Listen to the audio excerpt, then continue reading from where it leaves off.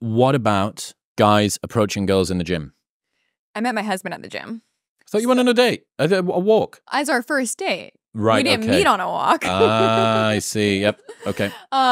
So I met him at a fitness class, like a group fitness class. Mm-hmm. Like a Barry's F45 type thing. Barry's. Yeah, exactly. In San Francisco. So you can meet women at the gym. I am proof that it is possible, but there are different considerations, and some gym environments are going to be better than others. So like a rock climbing gym, a CrossFit gym, a fitness class, these places are going to better facilitate meeting women. There's natural starting and stopping points. There's times when everyone is standing around. You can talk to her when she's not working out. Just an open gym floor like at Equinox or Lifetime where she has her headphones in, is on the treadmill, is in the midst of a workout, not good. You would then need to wait until she's like at the water fountain or you're coming and going at the same time, which is much more just chance. There's a lot of guys who are probably thinking, God damn it, I might need to put my bodybuilding gains to one side because my like solo neurotic heavy metal in the headphones training style of this bro gym isn't going to work. I need to start doing fucking Orange Theory so that I can hang around with girls as they come in and out. Literally. And these are the sacrifices that men have to make that women really don't understand. You know, like the patriarchy is not alive or well when you have to sacrifice gains to be able to talk to women. But it's true. I have clients all the time who are like, oh, I really like my gym routine. I'm like, okay, well, that's fine. But then you're not going to meet women there. So if you're saying you want to meet a woman who's fit, who likes to work out, you need to spend some time at these other places. And I'm not saying totally give up your own gym routine, but you might be surprised. Like every time I send a client to Pilates, they're like, holy shit, that was so much harder than I thought. Like I was dying. Yeah. And so solid core Rex people, they're getting so popular at the moment. Yeah. Well, I mean, there's, to lean into some of the evolutionary psychology stuff, there's an idea called sex ratio hypothesis, which is whoever in a local ecology is the rarer sex has the upper hand in the mating market. So you see that in areas with a male skewed sex ratio, there are more dates before sex. Women are less likely to say that they're happy with any one man. They're less likely to commit. Men are forced to go on more dates before they can actually sort of move forward. And the reverse is true too, that if men are the scarcer sex, that there are fewer dates before sex, et cetera, et cetera. Reason being that if there are more of your particular sex competing for more of that rarer sex's attention, you need to play by their rules. And that means that if you're a dude that goes to solid core and does Pilates, like between you and the gay instructor, there's like one guy that's interested in the women in this entire room. And maybe 70% of them have got a fella and a couple of them aren't looking to date. But that's still a really strong sex ratio. Yeah. Well, maybe it's not 20-1, but it's 3-1 or 4-1. It's better than a nightclub. Yeah, way better than a nightclub where the reverse is often true. Yeah, that's a great point. And it just makes a lot of sense. I have a client in New York who started playing Mahjong. Are you familiar with Mahjong?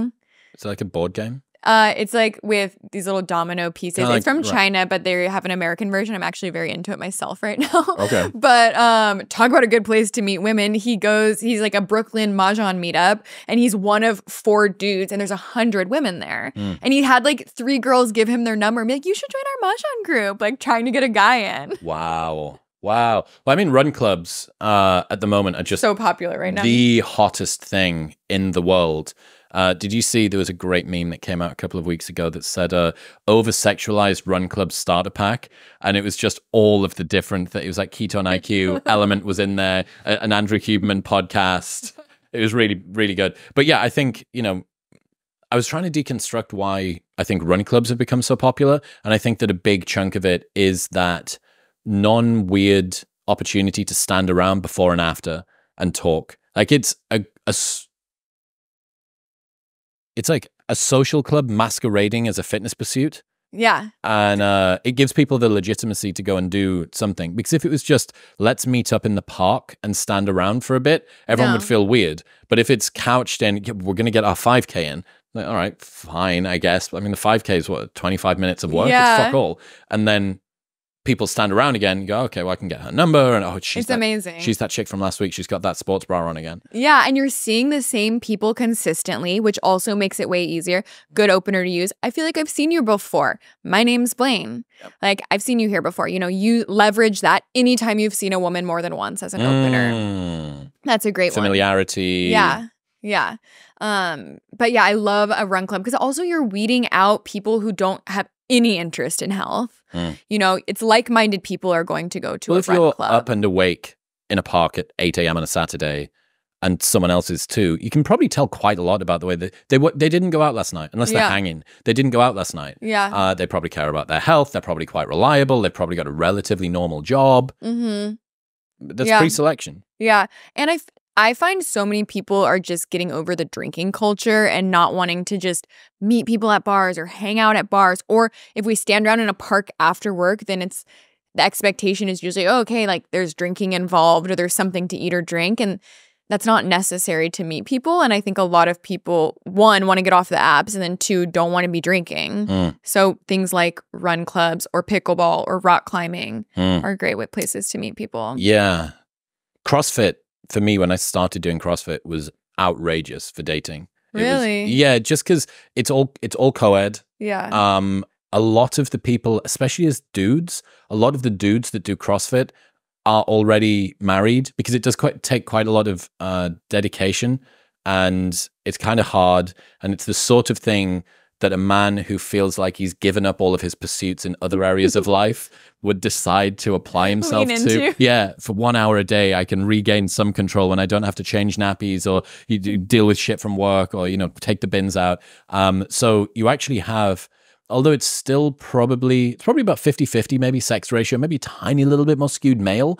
But when you actually look at the sort of men that go and the sort of women that go, I think that you have more unavailable men than you do unavailable women. And this means that from it was an incredibly profitable few years when I was doing CrossFit in the northeast of the UK. Plus, there's this sort of inherent like high five culture at the end of workouts. There's intermissions in between different things. There's usually some dicking about at the start. There's some waiting around at the end.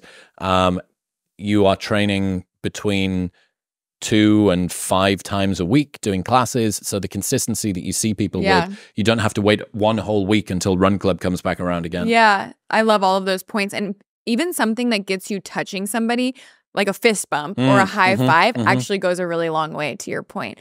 Another one I love that is so good is dancing. Salsa, two-step, swing, whatever kind of dance you're interested in. Any of my clients who pick up dance are like, whoa, talk about a good market. And like, if you're authentically into it and you're fun to dance with, even if you're a total beginner and you're a single nice guy, the girls are going to be into it. Like, there are way less men than women dancing, and women want to dance with the fun single guys. So if you can be that guy in your dance group, you're golden. In other news, this episode is brought to you by Create Creatine Gummies. You might have heard previous guests like Dr. Rhonda Patrick and Dr. Peter Attia talking about the benefits of taking creatine daily. Thank you very much. Let's face it, taking creatine every day is not fun. Whereas having a tasty gummy, come on, send it. Come on. Okay, and again. Let's go. We got this. Nope. Come on. Yeah. Let's go. These are so good. Everybody needs to take creatine, and it's not fun. And now that problem has been fixed by Create Creatine Gummies. Tastes great, easy to travel with, can throw it in a bag. It is now a treat to have creatine every day as opposed to a chore. Across more than 700 scientific studies, creatine has been proven to safely and effectively build lean muscle, improve muscle recovery, and improve brain health and longevity. Right now, you can get a 30% discount off your order by going to the link in the show notes below or heading to trycreate.co/modernwisdom and using the code modernwisdom at checkout. That's trycreate.co/modernwisdom and Modern Wisdom at checkout. Thank you very much for tuning in. If you enjoyed that clip, you will love the full-length podcast in all its glory, which is available right here. Go on. Press it.